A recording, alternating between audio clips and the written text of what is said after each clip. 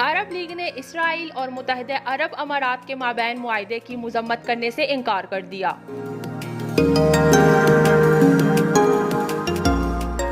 फलस्तीन ने अरब लीग के इजलास में इसराइल और मुत्तहिदा अरब अमारात मुआहदे की मजम्मती करारदाद पेश की, लेकिन अरब ममालिक ने इस करारदाद को मंजूर करने से इनकार कर दिया।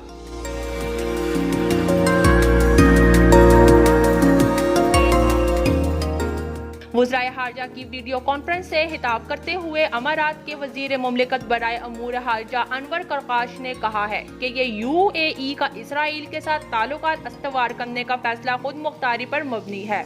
इसका हदफ कोई दूसरा फरीक नहीं है। नौशीन, sportstory.news।